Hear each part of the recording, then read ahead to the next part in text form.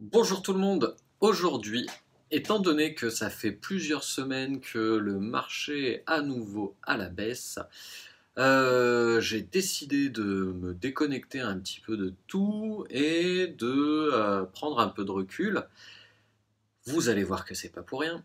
Et donc, en se replongeant un petit peu dans des bouquins, je vous ai sorti 10 conseils tirés de livres sur l'investissement et le trading. Donc, ces livres sont L'investisseur intelligent de Benjamin Graham, 100 conseils pour investir de Warren Buffett, et si vous en saviez autant, si vous en saviez plus pour gagner en bourse de Peter Lynch, le Forex pour les débutants ambitieux de Jill Peters et La bourse pour les nuls de Gérard Orny. La bourse pour les nuls qui, contrairement à son nom, est quand même assez très bien détaillée et vraiment permet une grosse vue d'ensemble si vous voulez démarrer. C'est vraiment un des ouvrages que je recommande. Tous ces liens seront en description, bien évidemment. Alors, on commence tout de suite par le premier conseil que je retrouve quasiment partout dans tous les bouquins. C'est que le marché a toujours raison. Donc, je vais vous faire un peu la lecture et agrémenter de tout ça. C'est que même si vous êtes le meilleur investisseur ou le meilleur trader du monde, si le marché a un comportement, si vous comptez aller à l'encontre de ce comportement, si vous comptez aller à l'encontre de ce cycle, eh ben, vous allez très clairement augmenter les chances d'erreur, de perte et voire de banqueroute. Donc si vous ne vous y êtes pas référé avant d'entrer, vous savez ce qui vous attend. Et donc, vous devez toujours et à tout prix repérer les cycles de marché. Je crois que j'en parle dans la formation gratuite dès le début, dans les 10 premières minutes de la première heure de formation gratuite. Donc, donc voilà quoi. Repérer les cycles de marché, c'est quand même la base. Deuxième conseil qu'on retrouve très fréquemment dans les bouquins qui parlent d'investissement et de trading, c'est ce que nous, Français, on appelle les loups et les moutons. Donc, comment est-ce qu'on se repère là-dedans? Est-ce que vous êtes plutôt un loup, plutôt un mouton? Est-ce que vous pensez être un mouton alors que vous êtes un loup? Est-ce que vous pensez être un loup alors que vous êtes un mouton? J'espère que je l'ai dit dans le bon sens. Et surtout, repérer quelque chose, c'est combien sont les prédateurs. On vous explique toujours que c'est pas compliqué. Si il y a quelque chose qui se fait en majorité, la majorité, c'est pas les prédateurs. La majorité, ce sont les moutons. Donc, ce qu'il faut faire pour passer d'un camp à l'autre, c'est fonctionner à contre-courant. Il n'y a rien de plus simple. Si tout le monde vous dit dans les médias qu'il faut acheter du Bitcoin, bah, bien évidemment, c'est que c'est pas le meilleur moment. C'est que acheter au son du canon, vendre au son du clairon, c'est aussi quelque chose qu'on retrouve très fréquemment dans les bouquins d'investissement et dans les bouquins sur la bourse. Aujourd'hui, y a de plus en plus d'auteurs qui disent que attention, il faut se méfier de ce truc-là. Parce que des fois, donc c'est en lien avec l'armée, hein, bien sûr. Le son du canon, c'est que c'est la guerre. Le son du clairon, c'est que c'est gagné. Donc, vous voyez, par exemple, en décembre 2017, euh, tout la, tout la, les médias français disaient, sonnaient le clairon en disant qu'il fallait absolument acheter du Bitcoin, que c'était l'investissement du futur, que vous alliez devenir riche et très rapidement. Ce qui est pas totalement faux, mais c'était juste complètement pas le moment de le dire. Ils auraient dit ça allez, mars 2014, après que ça se soit un peu cassé la gueule. Ouais, c'est clair que là, les médias auraient fait un grand coup, mais ça n'est pas le cas.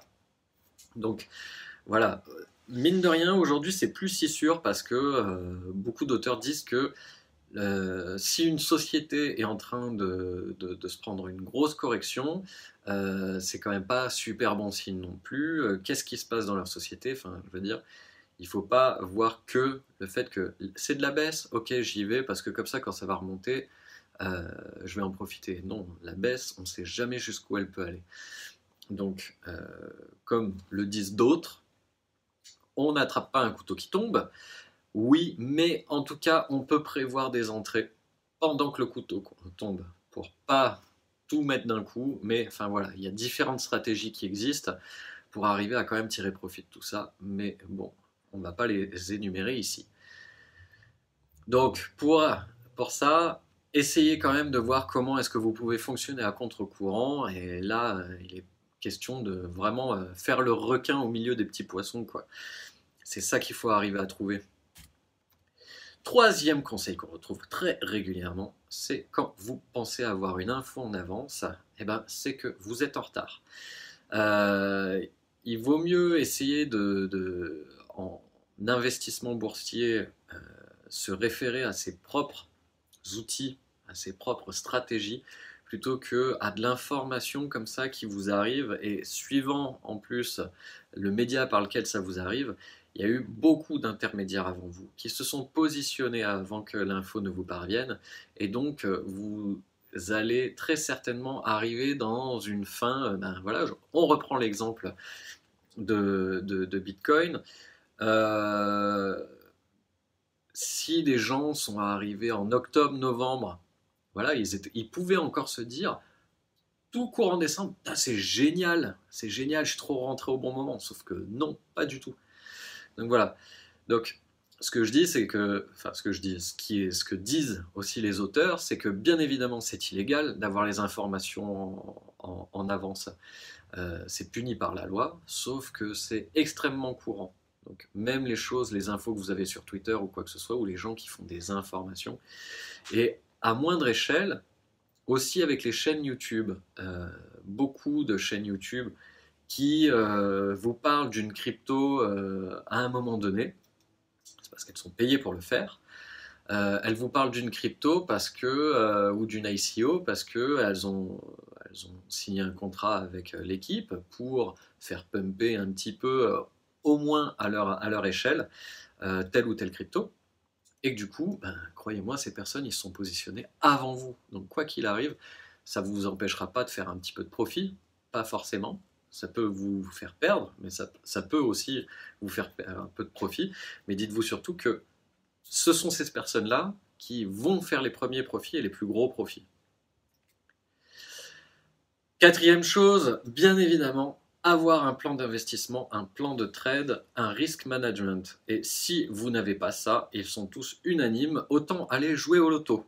Ou alors aller jouer au blackjack, ou alors aller jouer au poker sans vous référer aux règles.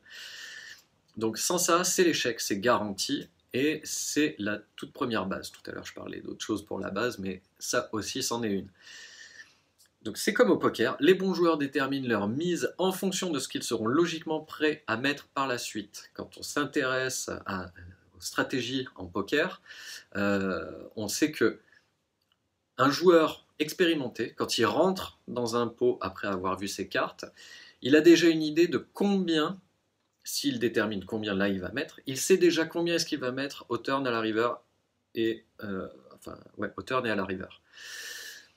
Et du coup, bah, c'est pareil quand vous êtes investisseur, et c'est encore pire quand vous êtes trader. C'est-à-dire que si vous n'avez pas un plan d'action, vous allez faire n'importe quoi. Donc, référez-vous toujours à votre plan d'investissement. Ne copiez-collez pas un plan d'investissement qui vous est donné, parce qu'il a forcément peu de chances d'être adapté à votre propre personnalité d'investisseur, à votre propre personnalité de trader. Et c'est pour ça que c'est vous qui devez le construire. Et que vous devez trouver, voilà, hein, je vais le dire aussi, vous devez vous former pour trouver comment faire votre propre plan d'investissement et sur lequel vous allez vous tenir. Donc ils connaissent leurs pertes potentielles sur chaque coup et estiment les gains potentiels. Si le gain potentiel est X fois plus que la perte potentielle, ça vaut le coup. Sinon, on se casse. Numéro 5, avoir un objectif, qu'il soit personnel à long terme, que l'on le met en cap dans son money management, et avoir un objectif de gain. Et ça, c'est hyper important. Dans la formation crypto-formation.fr, je parle de quel est mon propre objectif de gain. Il a une raison, il a une raison personnelle, il a une raison personnelle à long terme, et cette raison personnelle, c'est ça qui doit vous aiguiller. Vraiment, c'est hyper important. Pourquoi est-ce que vous faites ça? Pourquoi est-ce que vous êtes devenu investisseur? Pourquoi est-ce que vous êtes devenu trader? Ou pourquoi est-ce que vous comptez le devenir? Qu'est-ce que c'est censé vous apporter? Donc, gardez ça toujours comme un cap, et c'est ça qui doit aiguiller aussi bien votre money management que la prise de risque et l'investissement personnel. Là, je parle de l'investissement personnel que vous devez y mettre. Euh, En fonction de l'objectif personnel que vous vous êtes posé, si c'est le plus gros objectif de votre vie de devenir investisseur et que vous passiez 70 heures par semaine à le faire, très bien. Si c'est le cinquième objectif derrière avoir une famille, un boulot, une passion sportive ou quoi que ce soit, et que vous le fassiez quand même 70 heures, c'est qu'il y a un gros problème. Numéro 6, poser des stops. Ça vous paraît quand même simple pour la plupart d'entre vous, je l'espère bien si vous suivez ma chaîne, mais il faut aussi le dire aux débutants, hein, la chaîne et toute la formation gratuite et tous les mails que j'envoie, qui donnent les 14 mails gratuits que j'envoie, sont quand même destinés aux débutants qui veulent limiter leurs risques, limiter leurs pertes, et donc poser des stops. C'est la deuxième base après le money management. Si vous savez pertinemment qu'il y a des tas de systèmes d'alarme qui vous disent tout le temps que, attention, quand on investit, quand on est investisseur, on peut perdre l'intégralité de son capital.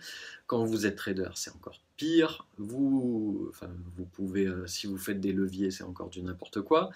Donc, faites attention. Et s'il y a des mises en danger, peut-être qu'il est important de faire aussi une mise en sécurité. Donc n'oubliez pas que les professionnels le font tous sans exception, de mettre des stops. Donc pourquoi est-ce que vous, qui êtes encore, si vous regardez ma chaîne, un petit poisson parmi les requins, comment est-ce que vous pourriez vous dispenser d'un truc aussi important que ça?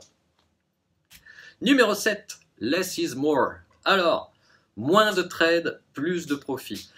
On retrouve ça vraiment, là, c'est même pas dans les bouquins dont je parle aujourd'hui, c'est vraiment dans tous les bouquins aussi. Je pense qu'il y a beaucoup de youtubeurs aussi qui en parlent de ça. C'est plus vous en faites, et moins vous allez avoir de profit. C'est mathématique, parce que plus vous en faites, plus vous augmentez les risques, plus vous augmentez les risques d'échec, et plus vous augmentez les risques de tilter, quoi, comme au poker, encore une fois, d'être complètement en tilt, de vous dire ah bah putain je vais me refaire ce coup-ci, et de faire n'importe quoi, et donc de perdre. Donc que ce soit en trading ou en investissement, il y a un bouquin que j'ai oublié de spécifier dans la liste, c'est l'investisseur 3.0 de Édouard Petit. Et c'est justement Édouard Petit qui rend le mieux compte de ça, à mon sens. C'est le fait que moins vous en faites, moins vous faites d'erreurs, et moins vous en faites, plus que vous l'avez fait en réfléchissant. Et donc, c'est là que vous faites le plus de profit. Et aussi, encore une fois, si vous faites ça et que ça vous fait gagner, je sais pas moi, 100 balles pour des heures et des heures de boulot, eh ben, ça n'a absolument aucun sens. Aucun sens. Ça m'amène au point numéro 8, regardez un peu cette transition comme elle est belle. Ne pas jouer pour des clopinettes. Alors, quel est votre rapport temps-bénéfice? Ne seriez-vous pas plus rentable en travaillant au McDonald's? Au McDo, si vous y travaillez, je crois que vous faites un peu plus de 1000 € pour 35 heures. Alors, demandez-vous, là, sur les derniers mois, peut-être qu'il y a quelque chose qui ne va pas dans votre money management, ou qu'il y a quelque chose qui ne va pas dans votre façon de trader ou d'investir. Si vous passez plus de 35 heures par semaine, 4 fois par mois, et que donc 140 heures par mois sur votre ordinateur, et que vous sortez pas 1000 €, c'est que clairement il y a quelque chose qui ne fonctionne pas. Il y a quelque chose qui ne va pas du tout, et donc ne jouez pas pour des clopinettes. Sélectionnez son risque par rapport à son bénéfice potentiel. C'est un petit peu avec le less is more dont on parlait à l'instant. Sélectionner son risque par rapport à son bénéfice potentiel, c'est surtout qu'à chaque fois que vous entrez sur quelque chose, c'est pour un gros bénéfice. Souvent, j'entends les gens qui disent « Ouais, ça sert à quoi de se former sur les crypto-monnaies et tout machin? Toutes les informations, on les a gratuites sur Internet. » Non, non. Ce que vous avez de gratuit comme conseil sur Internet, c'est pour connaître la base, pour faire des petits profits, quoi. Faire des petits profits et que ces petits profits vous fassent oublier toutes vos pertes. Voilà. Par contre, avoir des techniques qui vous font faire des gros profits, entrer au bon moment, sortir au bon moment, faire des grosses plus-values, ça, je suis désolé, c'est pas gratuit sur Internet. Donc voilà, ne jouez pas pour des clopinettes. Si vous vous investissez personnellement, je parle pas en termes d'argent, si vous vous investissez personnellement dans l'investissement, qu'il soit boursier, immobilier, en crypto, actif ou ce que vous voulez, si vous vous investissez là-dedans ou dans le trading, c'est pas pour gagner 3 francs 6 sous. C'est pas pour que vos économies, quel que soit votre budget, c'est pas pour difficilement arriver à lui faire un x2. Enfin voilà, après si vous avez 50 000 euros et que vous faites votre x2 tous les mois, c'est super, hein. Il n'y a rien à dire. Mais si vous avez un budget entre 200 et 1000 euros, voilà quoi, il faut pas que ça tourne que autour de ça votre vie, quoi. Donc ne jouez pas pour des clopinettes. Point numéro 9, trop d'infos. Traiter de nombreuses informations. Donc traiter de trop nombreuses informations, ça c'est le syndrome un peu Twitter, j'ai envie de dire, c'est de l'info, de l'info, de l'info, de l'info, de l'info, et sauf que une fois que vous avez fermé Twitter, vous savez même plus ce que vous avez lu, vous savez même plus qu'est-ce qui vous est passé sous les yeux, et vous sauriez même pas dire qu'est-ce que vous avez vu de vraiment intéressant et qu'est-ce qui était nul à chier. Et pardonnez-moi mon langage. Mais disons que trop d'infos, tous les auteurs persistent à dire que c'est ce qui vous fait faire des erreurs. Parce que ça vous prend la plupart du temps sur le plan émotionnel et ça vous empêche de continuer à faire vos choix sur le plan objectif. Sur le plan objectif, réfléchi ou quoi. Et donc, plus il y en a, moins on est capable de sélectionner les bonnes des mauvaises informations et être sans cesse devant son ordinateur, son portfolio, les échanges. Ça aussi, ce sont des informations, même si ce sont vos propres informations, vos graphiques, vos portfolios ou quoi que ce soit.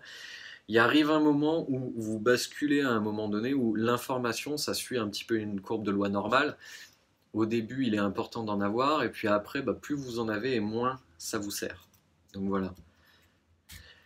Et enfin, vous voyez, c'est pourquoi est-ce que je fais cette vidéo aujourd'hui et pourquoi est-ce que je me suis un peu replongé à feuilleter les bouquins. C'est la diète médiatique.